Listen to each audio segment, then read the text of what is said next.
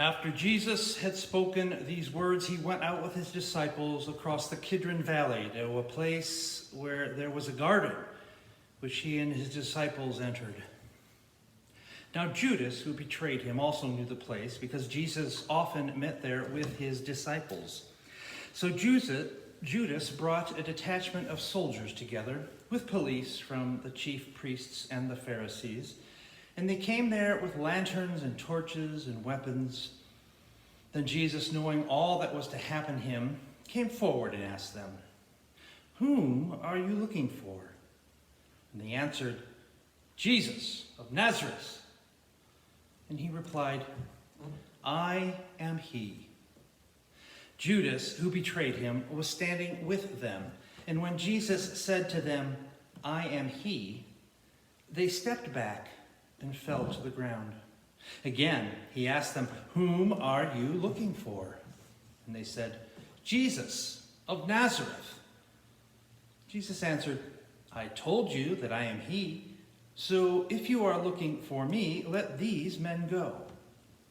This was to fulfill the word that he had spoken, "I do not lose a single one of those whom you gave me." Then Simon Peter, who had a sword, drew it and struck the high priest's slave and cut off his right ear. The slave's name was Malchus.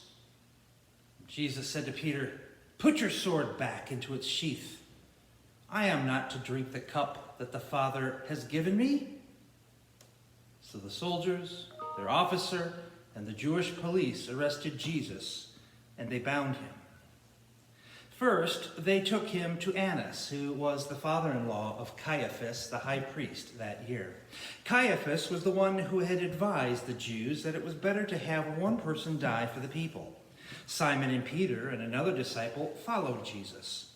Since that disciple was known to the high priest, he went with Jesus into the courtyard of the high priest, but Peter was standing outside at the gate. So the other disciple, who was known to the high priest, went out, spoke to the woman who guarded the gate, and brought Peter in. The woman said to Peter, "You are not also one of this man's disciples, are you?" And Peter said, "I am not." Now the slaves and the police had made a charcoal fire because it was cold, and they were standing around it and warming themselves. Peter also was standing with them and warming himself. Then the high priest questioned Jesus about his disciples and about his teaching. And Jesus answered, "I have spoken openly to the world. I have always taught in synagogues and in the temple where all the Jews come together. I have said nothing in secret. Why do you ask me? Ask those who heard what I said to them. They know what I said." Now when he had said this, one of the police standing nearby struck Jesus on the face and said, "Is that how you answer the high priest?" Jesus answered, "If I have spoken wrongly, testify to the wrong.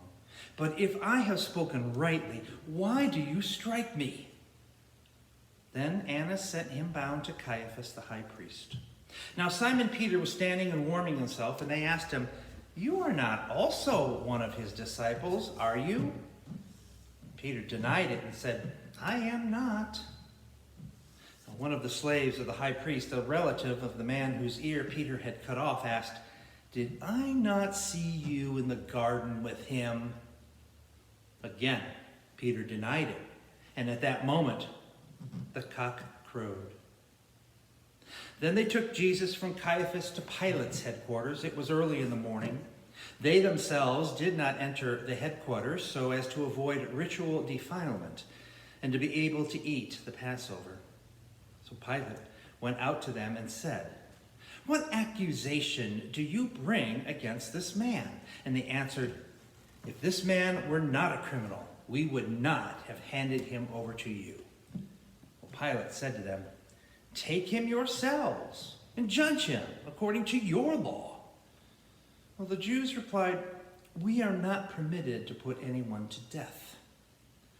This was to fulfill what Jesus had said when he indicated the kind of death he was to die. Then Pilate entered the headquarters again, summoned Jesus, and asked him, "Are you king of the Jews?" Jesus answered him, "Do you ask this on your own, or did others tell you about me?" Pilate replied, "I am not a Jew, am I? Your own nation and the chief priests have handed you over to me. What have you done?" Jesus answered, "My kingdom is not from this world. If my kingdom were from this world, my followers would be fighting to keep me from being handed over to the Jews. But as it is, my kingdom is not from here." Pilate asked him, "So you are a king?" Jesus answered, "You say that I am a king. For this I was born, and for this I came into the world, to testify to the truth. Everyone who belongs to the truth listens to my voice." And Pilate asked him, "What is truth?" And after he had said this, he went out to the Jews again and told them, "I find no case against him. But you have a custom that I release someone for you at the Passover. Do you want me to release for you the King of the Jews?" And they shouted in reply, "Not this man, but Barabbas!" Now Barabbas was a bandit.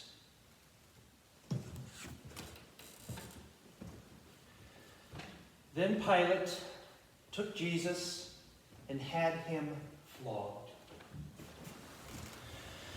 And the soldiers wove a crown of thorns and put it on his head, and they dressed him in a purple robe. They kept coming up to him saying, "Hail, King of the Jews!" and striking him on the face. Pilate went out again and said to them, "Look, I am bringing him out to you to let you know that I find no case against him." So Jesus came out wearing the crown of thorns and the purple robe. Pilate said to them, "Here is the man." And when the chief priests and the police saw him, they shouted, "Crucify him! Crucify him!" Pilate said to them, "Take him yourselves and crucify him. I find no case against him." And the Jews answered him, "We have a law, and according to that law he ought to die, because he has claimed to be the Son of God." Now when Pilate heard this, he was more afraid than ever.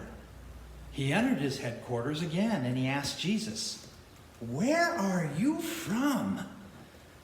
But Jesus gave him no answer. And Pilate therefore said to him, "Do you refuse to speak to me? Do you not know that I have power to release you and power to crucify you?" Jesus then answered him, "You would have no power over me unless it had been given you from above. Therefore, the one who handed me over to you is guilty of a greater sin." From then on, Pilate tried to release him, but the Jews cried out, "If you release this man, you are no friend of the emperor. Everyone who claims to be a king sets himself against the emperor." When Pilate heard these words, he brought Jesus outside and sat on the judge's bench at a palace called the Stone Pavement, or in Hebrew it was called Gabbatha. Now it was the day of preparation for the Passover, and it was about noon. And he said to the Jews, "Here is your king!" And they cried out, "Away with him! Away with him! Crucify him!" Pilate asked them, "Shall I crucify your king?" The chief priests answered, "We have no king but the emperor." And then he handed him over to them to be crucified. So they took Jesus, and carrying the cross by himself, he went out to what is called the place of the skull, which is in Hebrew, which is called Golgotha. There they crucified him, and with two others, one on either side, with Jesus between them. Pilate also had an inscription written and put on the cross. It read, "Jesus of Nazareth, the King of the Jews." And many of the Jews read this inscription because the place where Jesus was crucified was near the city, and it was written in Hebrew, in Latin, and in Greek. And then the chief priests and the Jews said to Pilate, "Do not write the King of the Jews, but this man said, 'I am King of the Jews.'" So Pilate answered them, "What I have written, I have written." And when the soldiers had crucified Jesus, they took his clothes and they divided them into 4 parts, one for each soldier. They also took his tunic. Now the tunic was seamless, woven in one piece from the top. So they said to one another, "Let us not tear it, but cast lots for it to see who will get it." This was to fulfill what the scripture says, "They divided my clothes among themselves, and for my clothing they cast lots." And that is what the soldiers did.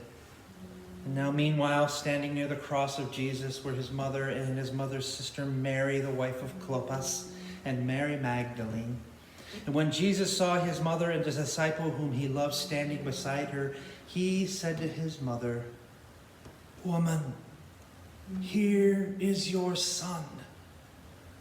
Then he said to the disciple, "Here is your mother." And from that hour, the disciple took her into his own home. Now after this, when Jesus knew that all was now finished, he said, in order to fulfill the scripture, "I am thirsty." A jar full of sour wine was standing there, so they put a sponge full of the wine on a branch of hyssop, and they held it to his mouth. And when Jesus had received the wine, he said, "It is finished." Then he bowed his head and he gave up his spirit. Since it was the day of preparation, the Jews did not want the bodies left on the cross during the Sabbath, especially because that Sabbath was a day of great solemnity. So they asked Pilate to have the legs of the crucified men broken and the bodies removed. And the soldiers came and broke the legs of the first and of the other who had been crucified with him. But when they came to Jesus and saw that he was already dead, they did not break his legs. Instead, one of the soldiers pierced his side with a spear, and at once blood and water came out. He who saw this has testified so that you also may believe. His testimony is true, and he knows that he tells the truth. These things occurred so that the scripture might be fulfilled. None of his bones shall be broken. And again, another passage of scripture says, "They will look on the one whom they have pierced." After these things, Joseph of Arimathea, who was a disciple of Jesus, though a secret one because of his fear of the Jews, asked Pilate to let him take away the body of Jesus. Pilate gave him permission, so he came and removed his body. Nicodemus, who at first had come to Jesus by night, also came, bringing a mixture of myrrh and aloes weighing about 100 pounds. They took the body of Jesus and wrapped it with the spices in linen cloths, according to the burial custom of the Jews. Now there was a garden in the place where he was crucified, and in the garden there was a new tomb in which no one had ever been laid. And so, because it was the Jewish day of preparation, and the tomb was nearby, they laid Jesus there.